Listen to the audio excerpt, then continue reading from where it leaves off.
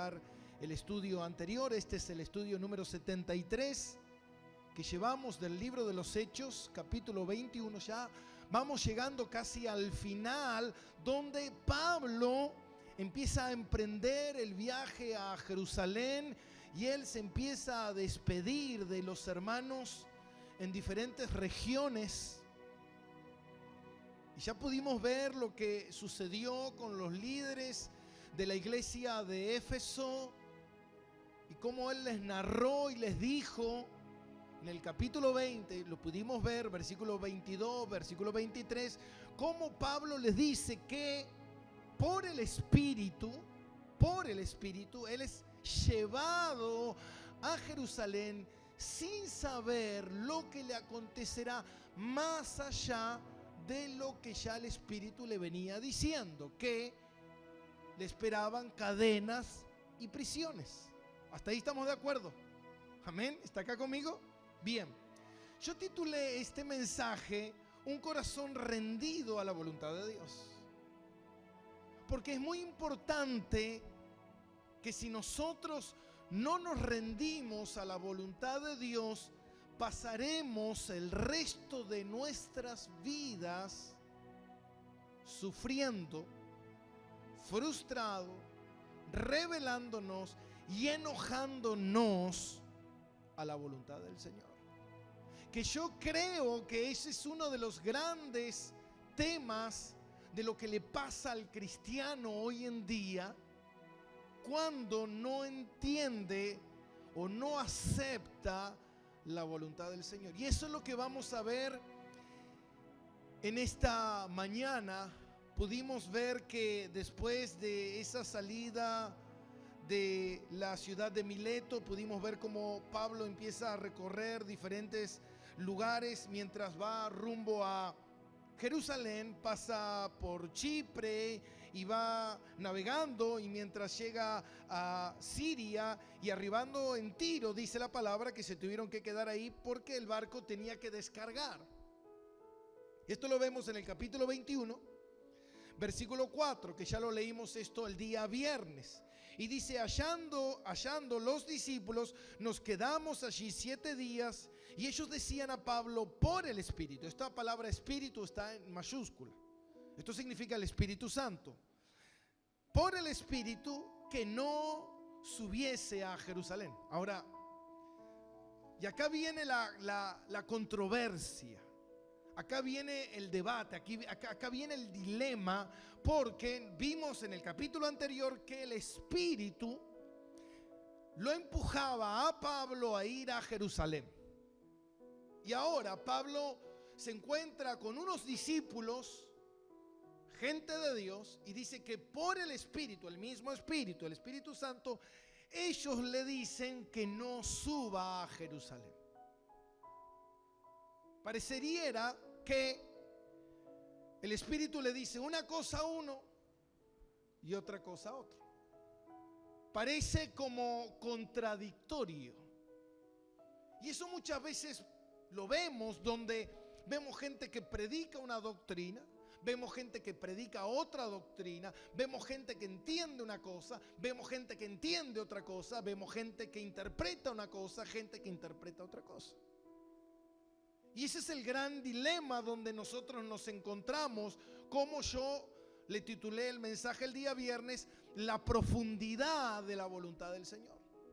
Porque nosotros tenemos que entender que la mente de Dios es muy grande y que los caminos de Dios no son nuestros caminos y que los pensamientos de Dios no son nuestros pensamientos.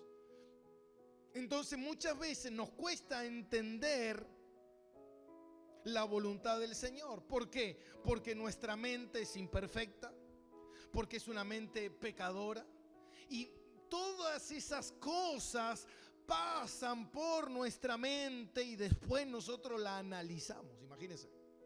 Imagínense que nosotros leemos la palabra de Dios y esa palabra de Dios pasa por nuestra mente pecaminosa, nuestra mente caída, nuestra mente torcida, nuestra mente que hay emociones, sentimientos, deseos, egocentrismo, centralidad, y a partir de todo eso yo saco una conclusión.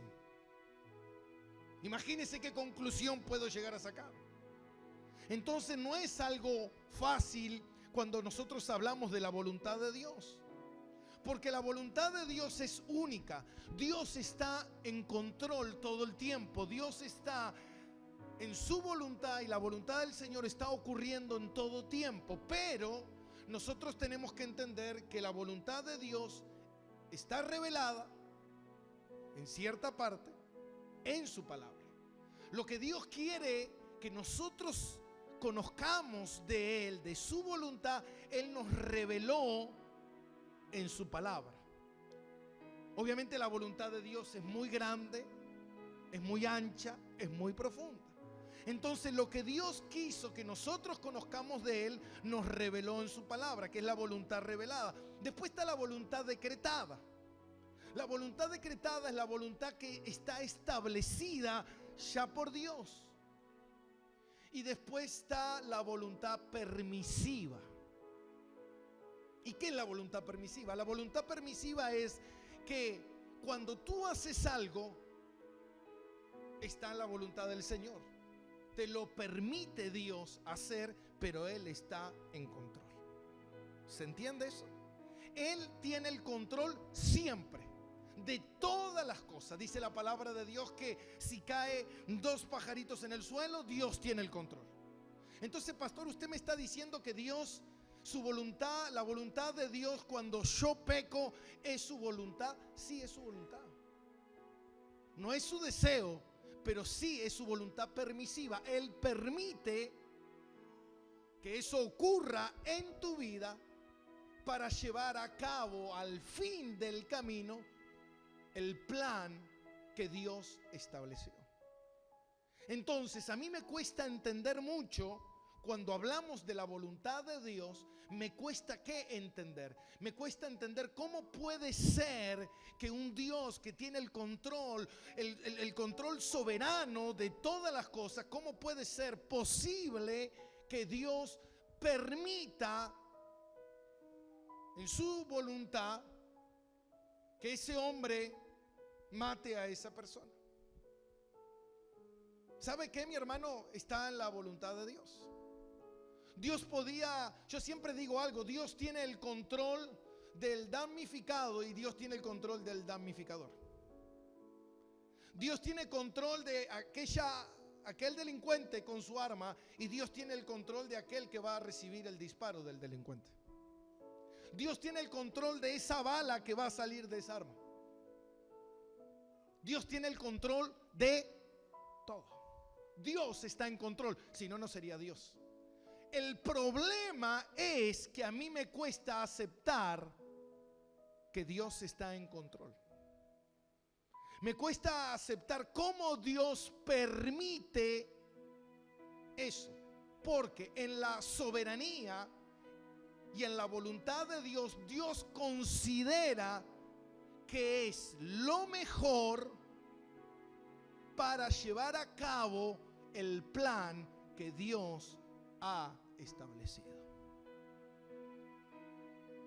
En su voluntad, Dios permite que esto suceda en tu vida para llevar a cabo el plan que Él ha establecido. Usted me está diciendo, pastor, que Dios permitió que Adán y Eva pecaran en el huerto del Edén. Sí. ¿Que Él quería? No. ¿Pero que Él lo permitió? Sí. Porque Él puede agarrar a la serpiente, tomarla de la cola y tirarla del huerto del Edén. Ahora, Dios está en control. Dios sabe y esta es la voluntad permisiva, que Dios permite que tú lo hagas sabiendo Dios en el control y en la soberanía a donde Dios te quiere llevar. Entonces, acá es donde se nos empieza a volar los fusibles. Donde estamos diciendo, pastor, discúlpeme, pero me parece que usted le está errando en el camino. Me parece que usted, no sé qué comió esta mañana, no sé qué le pasó, pero yo sé que algunos me están mirando así como diciendo, ¿qué está diciendo este hombre? No puede ser que yo no lo puedo entender. No puedo entender cómo Dios puede permitir que haya hambre. Yo no puedo entender cómo Dios puede permitir que haya guerra. No puedo entender cómo Dios puede permitir que haya muerte. No lo puedo entender. Ahí está el problema. Ahí está el problema. Que tú no tienes la mente de Dios. Por eso, como yo contaba una vez, que había un gran predicador en el siglo XVIII que de repente él no entendía esto, no podía entender a Dios, no lo podía entender. Entonces él iba caminando por la playa mientras iba hablando y diciendo: ¿cómo puede ser posible que Dios permita todo esto? Entonces de repente se encuentra con un niño en la playa, que ese niño había hecho un pocito en la arena e iba y tomaba con su baldecito, tomaba agua del mar, iba y la tiraba en el pocito y el agua se filtraba. Iba de vuelta y tomaba otro baldecito y él quería meter el mar dentro de ese pocito.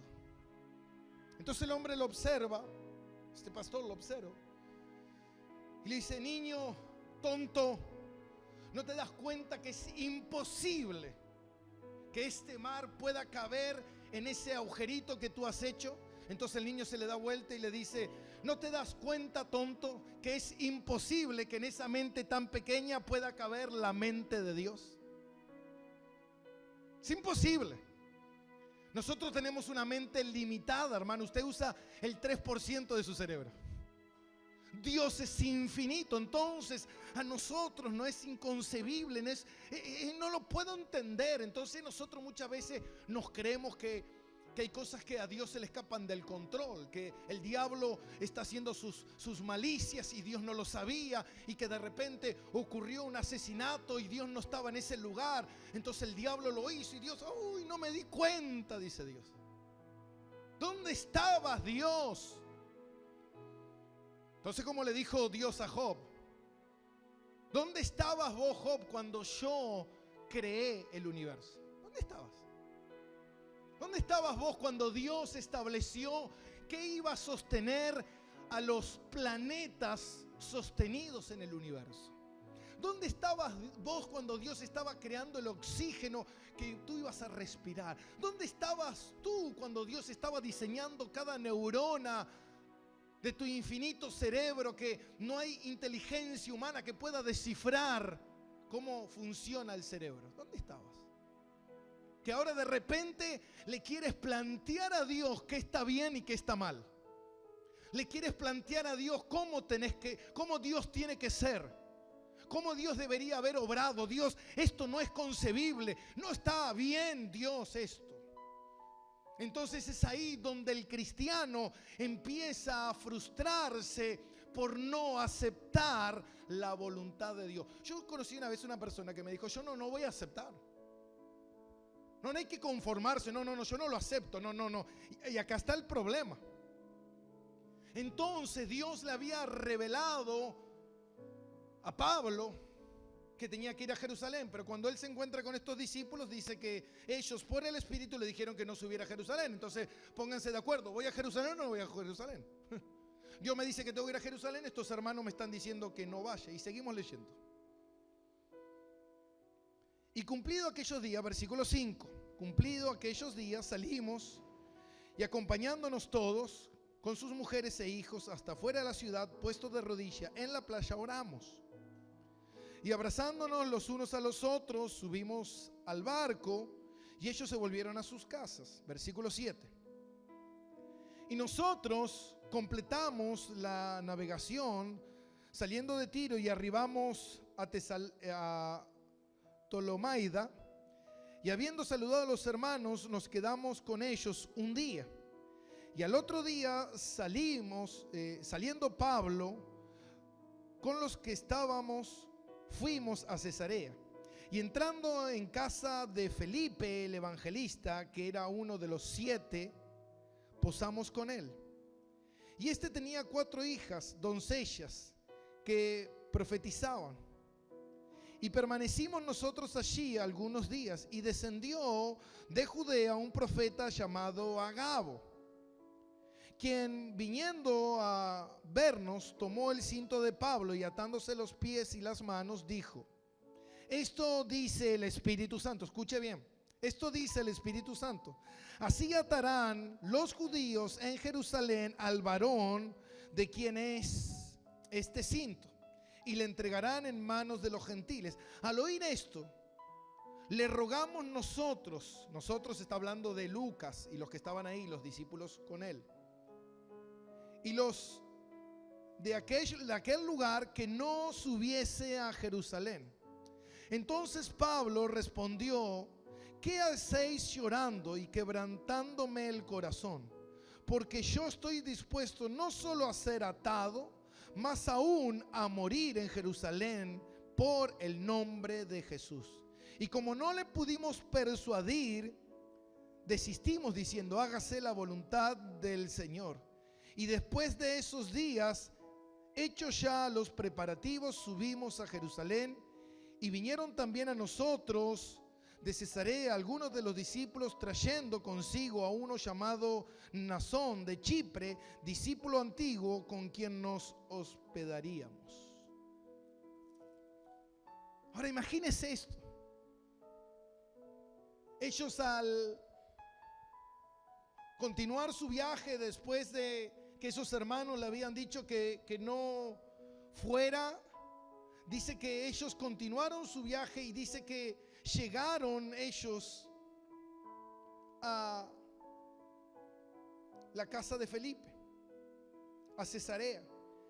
Este Felipe, el evangelista, es el Felipe que está en el capítulo 8 del libro de los Hechos. Es el que fue a Samaria a predicar el evangelio. Fue Felipe el que le predicó al eunuco y que después desapareció y que lo bautizó. Este es el mismo Felipe. Después llevó a Cesarea el evangelio, la palabra de Dios, y ahí se quedó este Felipe. ¿Se acuerdan de los apóstoles cuando ellos dijeron que necesitaban gente para servir a las mesas y escogieron a estos 7? Entre esos 7 estaba Esteban.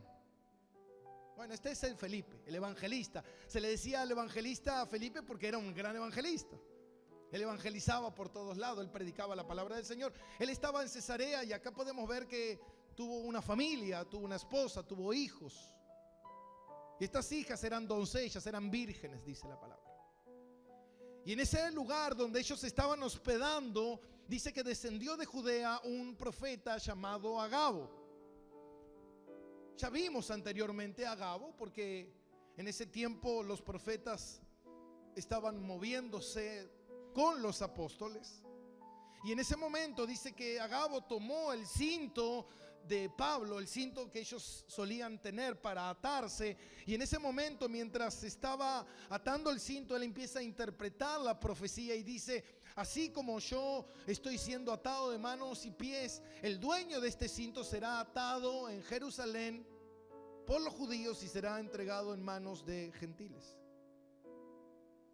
Entonces todos los que estaban ahí, incluso Felipe, un gran evangelista, un gran hombre, y Lucas y todos los que estaban con ellos, empezaron a entristecerse por las palabras de Agabo y empezaron a insistirle a Pablo que no suba a Jerusalén. Imagínese usted en esa circunstancia. ¿Qué haría? Si todo el mundo le está diciendo: mira, el Espíritu me está mostrando lo que te va a pasar en Jerusalén. El Espíritu me está mostrando que tú vas a perder la vida. Me está mostrando que esto, aquello, lo otro. Mira, no subas. Y dice que empezaron a llorar y a entristecerse.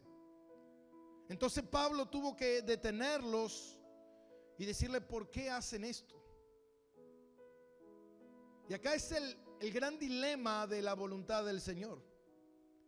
El tema de la soberanía de esa voluntad del Señor, de poder comprender e interpretar la voluntad de Dios de la manera correcta, sin distorsión. ¿Por qué? Porque muchas veces entendemos mal o interpretamos mal la voluntad del Señor. Por eso que la palabra de Dios es la voluntad de Dios revelada y no hay dos interpretaciones. Pastor, usted la entiende de una manera, el otro pastor la entiende de otra manera. No. Es una sola interpretación. El problema es la distorsión que esa interpretación está llevándose a cabo por cuestiones de mi vida. que tienen que ver con la centralidad, con mis deseos, con mi ego, con mis sueños, con mis metas, con mis sentimientos, con mi pecado y con mis afectos. Cuando todas esas cosas que están puestas en mi vida y yo estoy recibiendo y estoy entendiendo la voluntad del Señor, es ahí donde se distorsiona. Y eso es lo que el Señor nos deja ver en este contexto, que es lo que yo le decía a ustedes el día viernes, cuando el pueblo de Israel quería saber y reconocer la tierra prometida. Entonces Moisés le manda 12 espías, uno de cada tribu, y cuando ellos llegan y ven la tierra prometida y toman los frutos de la tierra y se los llevan, 10 empiezan a decirle: sí, es una tierra que fluye leche y miel, pero es imposible, porque hay gigantes. Es una ciudad vallada, fortificada, gente armada, gente fuerte, gente grande. Y nosotros somos como langostas delante de ellos. Nos van a devorar, nos van a comer. Y de repente se levanta Caleb, hace callar al pueblo y dice: esperen un poquito. Vamos y tomemos la ciudad, porque Dios nos va a dar la victoria. Ahora, 12 personas vieron lo mismo, pero 10 personas interpretaron una cosa y otras 2 personas interpretaron otra cosa. Era la misma visión, era lo mismo que estaba viendo, pero el problema estaba en cómo yo estoy interpretando lo que Dios me está mostrando. Cómo yo interpreto la palabra de Dios. Cómo yo interpreto la voluntad de Dios en mi vida. Cuando esa voluntad de Dios llega. Y yo mientras oraba me recordaba ¿se acuerda de Naamán y Eliseo? Esto está en Segunda de Reyes capítulo 5. Dice que Naamán era el general del ejército de los sirios. Y dice que él estaba con lepra y que le habían dicho que este profeta iba a orar por él y él se iba a sanar. Y cuando llegó, las cosas no sucedieron como él creía. ¿Por qué? Porque dice: y yo pensé que sería así, que el profeta saldría y que me pondría la mano y que él haría una oración y que yo me sanaría. El profeta ni siquiera salió a recibirlo. Fue y le dijo: ve y báñate en el río del Jordán 7 veces y serás limpio. Y se enojó, se frustró. ¿Por qué se frustró? Porque las cosas no fueron como él creía que tenían que ser. ¿Está acá conmigo? ¿Por qué el cristiano se frustra? Se frustra el cristiano porque no acepta la voluntad de Dios, porque él cree y quiere que las cosas sean como él piensa. Y ahí está el problema. Y acá nosotros empezamos a ver el problema de una verdad absoluta revelada en estos discípulos, en el profeta Agabo, en los que escucharon al profeta Agabo y en el apóstol Pablo. Todos sabían lo mismo. Todos sabían lo que le iba a esperar a este hombre en Jerusalén. Todos sabían lo que iba a pasar, pero todos interpretaron diferente.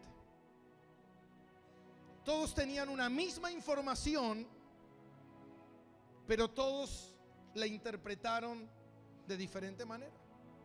Y ese es el problema cuando nosotros empezamos a minimizar la voluntad de Dios. Cuando jugamos con la voluntad de Dios o cuando nos rebelamos a la voluntad del Señor. Hoy en día muchos cristianos se rebelan a la voluntad de Dios. Y cree la gente, escuche bien esto, porque esto es el gran mover de hoy en día. Cree la gente que con lágrimas, que con quejas o con algún acto, sea profético, pactos, sea declaraciones proféticas, declaraciones de fe, palabras de proclamación, actos proféticos, la gente cree que haciendo algo de esto va a cambiar la voluntad de Dios. ¿Se da cuenta? De repente a usted le pasa algo. Entonces usted agarra y dice, bueno, voy a hacer esto para que esto cambie. Y voy a hacer este acto para que Dios cambie su voluntad. ¿Y sabe qué, mi hermano? La voluntad de Dios no cambia. Porque dice la palabra de Dios que la voluntad de Dios es agradable y perfecta. El problema no es que cambie la voluntad de Dios. El problema es que yo no la acepto. Y ahí está el problema. Cuando yo no empiezo a aceptar la voluntad de Dios, es ahí donde el cristiano, hermano, empieza a vivir una vida de frustración, de enojo y de continua rebeldía contra Dios. Me dejé de congregar. ¿Por qué? Porque las cosas no fueron como yo quería. Las cosas no fueron como yo pensaba. Las cosas no ocurrieron como yo creí que tendrían que haber sucedido. Actué de esta manera porque me trataron mal, me miraron mal, me contestaron. Entonces fíjate una cosa, toda la voluntad de Dios está basada en cuanto esa voluntad de Dios no sea contraria a mi voluntad.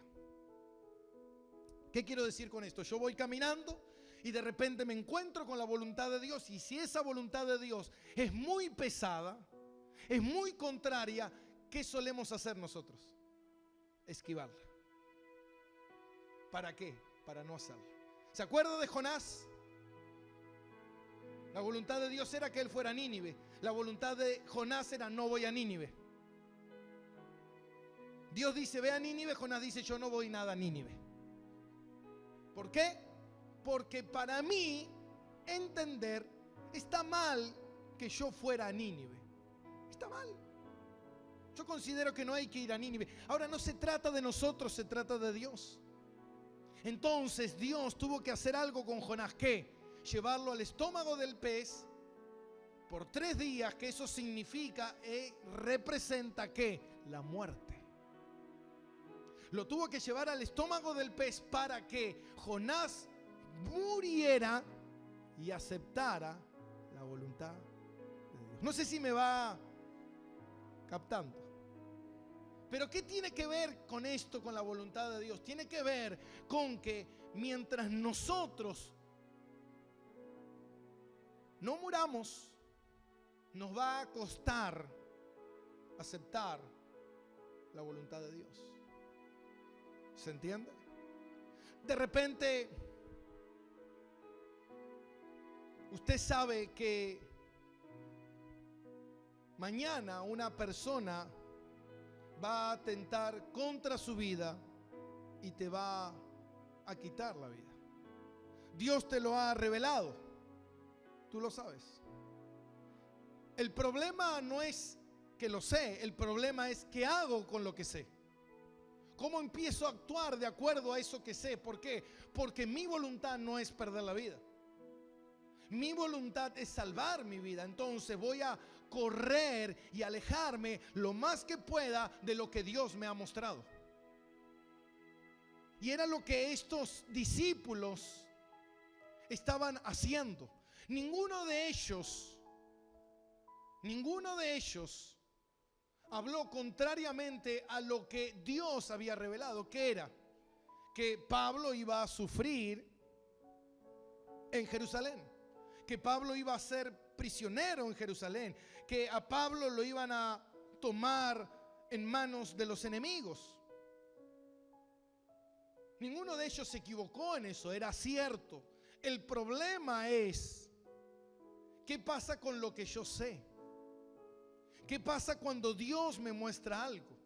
¿Qué pasa cuando yo entiendo su palabra, pero no quiero aceptarla? Por eso, hermanos, imagínense que Dios nos reveló a través de su palabra algo de su voluntad, de su soberanía, y muchos no la entienden. ¿Por qué no la entendemos? ¿Por qué? Porque nosotros estamos empujando las cosas hacia nuestra centralidad y no hacia Dios.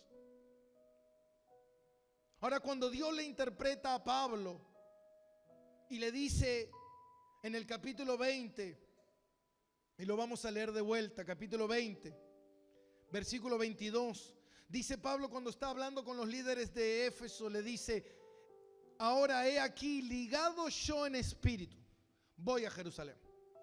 Esa palabra ligado yo al espíritu, voy a Jerusalén, esa palabra significa que el espíritu me está empujando hacia Jerusalén. Y Dios es un Dios que quiere revelarnos. Pero el problema no es que Dios nos quiere revelar, el problema es que nosotros no queremos aceptar. Entonces Dios tiene que seguir tratando con nosotros. Pero fíjate algo. Dice: el Espíritu me va a llevar a Jerusalén, versículo 22. Salvo que el Espíritu Santo por todas las ciudades me da testimonio diciendo que me esperan prisiones y tribulaciones. Versículo 24. Pero de ninguna cosa hago caso, ni estimo preciosa mi vida para mí mismo. El problema no es la voluntad de Dios. El problema es el valor que yo le doy a mi voluntad o a la voluntad de Dios. La pregunta es, como enseñó Jesús: Padre, hágase. Decía que está todo, hágase tu voluntad. Pero le dijo bien: hágase tu voluntad, por eso, porque nosotros hacemos nuestra voluntad, no la de Dios. ¿Se entiende? No es hágase su voluntad, es hágase mi voluntad. Porque yo quiero que las cosas ocurran como yo quiera. Ahora, fíjate algo, hermano. Dios pone el sentir, el querer en el corazón de las personas. Dios puede cambiar absolutamente todo. Dios puede hacer que todas las cosas fueran diferentes. Pero si las cosas esas no ocurren, es porque Dios considera en su soberanía y en su voluntad que es lo mejor que Dios creó y planificó para tratar conmigo. En el plan de Dios, en el propósito de Dios eterno que Dios tiene, porque Dios es un Dios eterno y nosotros estamos tan preocupados por lo temporario. Nosotros consideramos que nuestra vida finaliza acá, ya, hoy, ahora. Como yo le decía el viernes, imagínate que Dios dice la palabra que Él visita hasta la 4ª generación.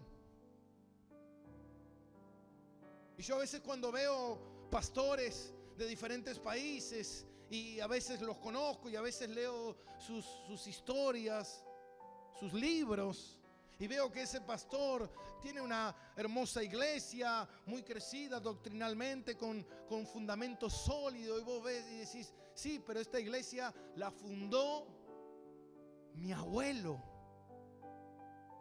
Mi abuelo la fundó. Y después siguió mi padre. Y ahora estoy yo.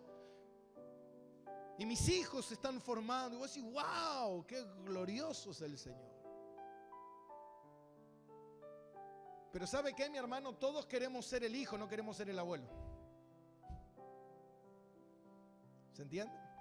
Cuando Dios te llama a ti, Dios te llama a ti y a tus generaciones. Dios tiene planes. Dios tiene propósitos, Dios tiene un plan. El problema es que yo no quiero ser el que tenga que limpiar el terreno para plantar las bases. Yo quiero ser el que disfrute de ya todo construido. ¿Se da cuenta? Yo no quiero ser el papá, la mamá que venga acá a la iglesia a pagar el precio, a estar orando para ver si mis hijos se convierten. Que en algún momento lleguen al camino del Señor. Quiero pagar ese precio. ¿Se da cuenta?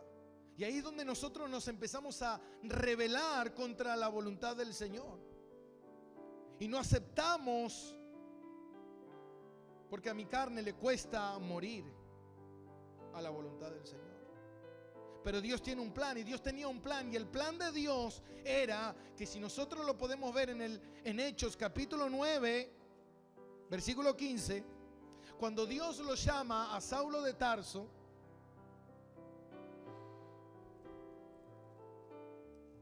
Hechos capítulo 9, versículo 15. Dios utiliza a un hombre llamado Ananías. Y el Señor le dijo esto a Ananías. Y el Señor le dijo: ve, porque instrumento escogido me es este para llevar mi nombre en presencia de los gentiles, de reyes y de los hijos de Israel. Porque yo le mostraré cuánto le es necesario padecer por mi nombre. Ese era el plan de Dios, esa era la voluntad de Dios, ese era el propósito, ese era lo que Dios había determinado. Ahora, los discípulos no querían que Pablo sufriera. Los discípulos no querían que ocurriera eso. Amén.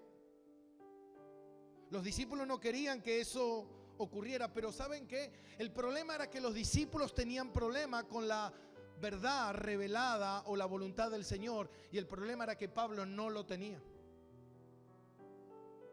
Porque Pablo lo dijo en el capítulo anterior: yo no estimo mi vida como algo a que aferrarme. Mi vida no es de valor para mí. Mi valor para mí lo tiene el Señor. Entonces ahí te das cuenta el gran problema que la gente tiene con la voluntad de Dios. Yo entiendo la voluntad de Dios, pero yo voy a hacer hasta donde yo pueda, hasta donde yo quiera, hasta donde yo sienta. ¿Se da cuenta?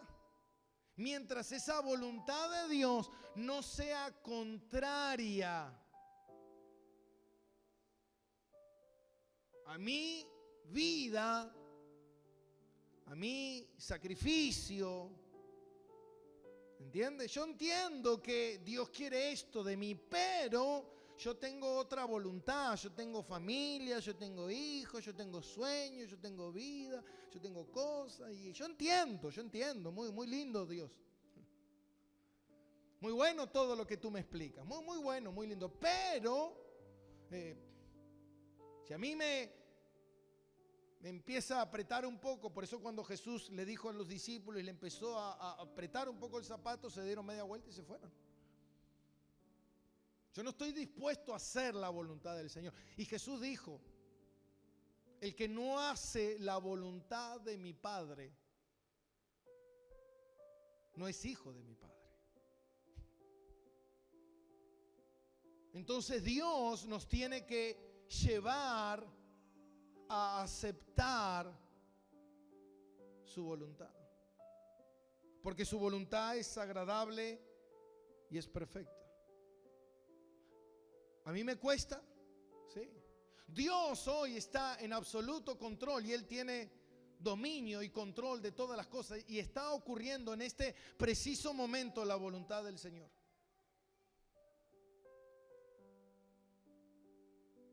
Pastor, ¿usted me está diciendo que lo que está ocurriendo en mi vida es la voluntad del Señor? Sí. ¿Sí? ¿Usted me está diciendo que lo que está ocurriendo en mi familia, que tengo un familiar que está muriendo de cáncer, está en la voluntad del Señor? Sí. ¿No será que Dios no puede sanarlo porque esa persona no se convirtió? No, si Dios quiere, sana. Si Dios quiere, lo salva. Si Dios quiere, lo corrige. Si Dios quiere, lo cambia. Si Dios quiere, lo trae. Si Dios quiere, lo lleva. Ahora, el tema es que Dios, en su soberanía, Él considera que es lo mejor.